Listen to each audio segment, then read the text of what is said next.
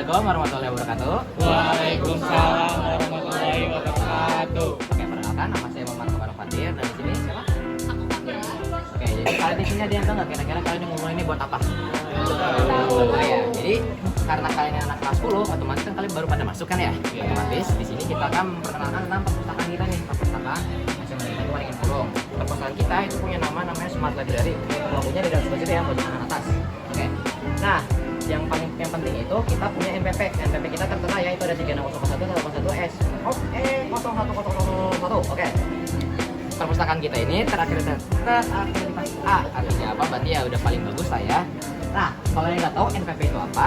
NPP itu adalah nomor pokok perpustakaan. Artinya apa? Berarti perpustakaan kita ini udah masuk ke perpustakaan nasional. Jadi kalau kalian cari datanya dengan angka yang di situ, ini bakal muncul nih perpustakaan Waringin Purung. Kalau bisa kita langsung saja. Oke, nah sebelumnya kalian masuk, nanti kalau kalian masuk ke perpustakaan, yang pertama itu kalian harus taruh sepatunya di rak. Jadi jangan taruh sepatu asal-asalan di lantai doang, tapi harus ditaruh di rak. Oke, boleh masuk. Nah, oke, setelahnya yang kedua, kalau kalian masuk perpus dan kalian bawa tas, bawa apapun itu, ke perpus gak boleh bawa makanan ya. Tapi kalau misalkan memang kalian bawa tas, tasnya itu disimpan di sini. Nih, loker penyimpanan. Nih, di sini. Nanti kalian simpan di sini tas apa segala macam. Pokoknya bawa seperlunya aja ke dalam perpus biar kalian juga nggak ribet.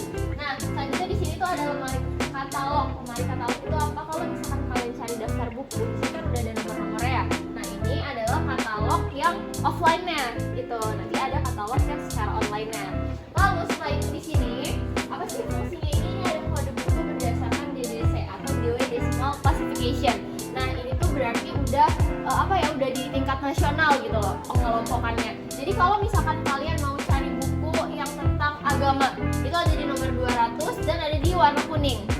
Nah, kalau misalkan kalian mau cari tentang kesusastraan, itu ada di nomor 800 dan juga bukunya itu berwarna ungu. Jadi nanti ada warnanya.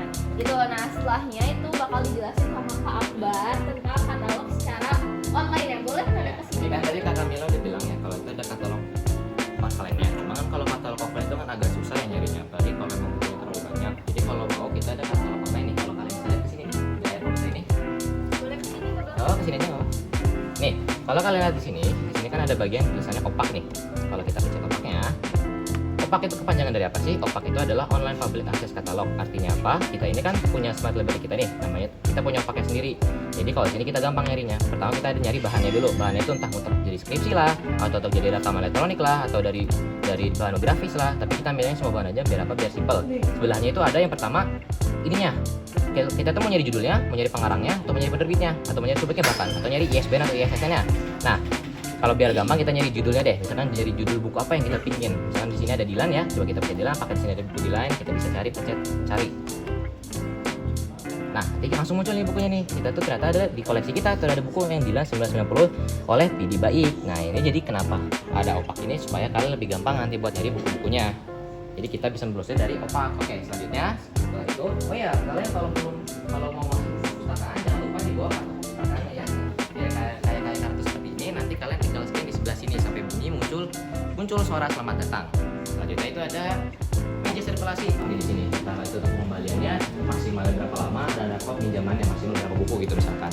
Perpustakaan kita ya, kalau kalian lihat di sini kita itu ada penghargaan sekolah aktif literasi tingkat nasional lah, atau juga kalau di bawah sini kita ada juara 3, juara 1 dan juara 2 ya.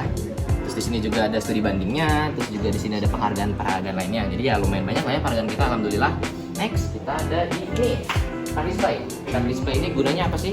Card display ini kita gunakan untuk menampilkan koleksi-koleksi yang baru aja ditambahkan ke perpustakaan kita ini. Jadi kalau kalian pengen tahu koleksi baru apa aja sih yang ditambahin, ada di sini. Namanya itu ada di card display.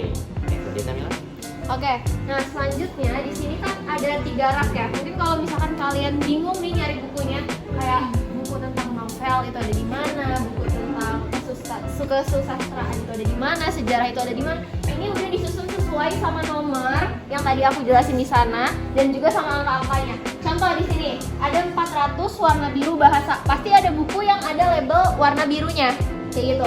Terus kalau misalkan 700 itu ada tentang seni sama olahraga, itu yang berlebar warna kuning dan pasti ditaruhnya di rak yang sebelah sini. Jadi 3 rak ini sudah sesuai semua buku, nomor dan juga kriteria bukunya itu kriteria buku apa.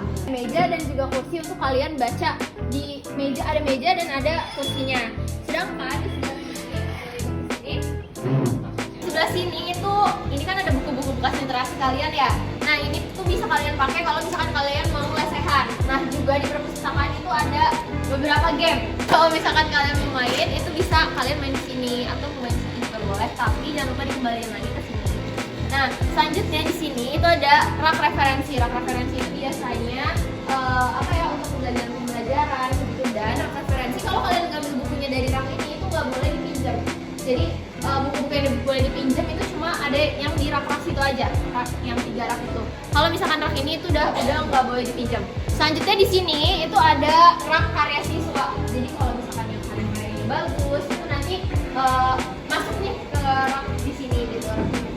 Oke, boleh rada ke sini. Nah, di sini kalau kalian mau lihat, di sini kita ada namanya ruangan multimedia. Ruangan multimedia ini maksudnya. Pasti kalau kalian lihat kan banyak komputer ya. Jadi kalau kalian waktu istirahat kalian mau ngerti Word lah, atau kalian mau butuh tugas di dalam PPT lah, atau bukan dalam Canva, atau bahkan kalian pengen buka YouTube tentang materi-materi, kalian bisa langsung ke multimedia ini aja, ke salah satu komputer ini. Ini komputer-komputernya udah pada masuk internet ya. Nah, kita ke perpustakaan tuh punya internetnya sendiri, punya wifi-nya sendiri, jadi kalian nggak perlu takut atau lemot ya. Nah, untuk spesialan perpustakaan kita tuh punya yang namanya meja podcast. Meja podcast ini kita jalankan ya. Jadi kalau kalian pengen lihat video-video tentang podcast yang sudah terdahulu, itu kalian bisa lihat di YouTube aja perpustakaan kita. Nah, siapa tahu mungkin nanti kalian salah satu dari kalian mungkin kalian akan diundang ke sini untuk di podcast, diwawancarai dan ya mungkin semoga aja ada kesempatannya nanti. Ini kan perpustakaan udah lengkap ya, fasilitasnya udah lengkap, udah nyaman, udah enak lah untuk dikunjungi. Jadi jangan lupa untuk sering-sering main ke perpustakaan, untuk sering-sering baca, untuk sering-sering minjem bukunya, oke? Sebelumnya tapi aku mau tanya, kalian emang udah tahu belum sudut-sudut perpustakaan ini atau baru tahu sekarang? Baru tahu. Nah kan kalau misalkan nggak ada kegiatan rumput, mungkin kalian nggak akan tahu di sini tuh ada sudut podcast, ada ruang multimedia, ada tempat baca yang buat bacaannya juga.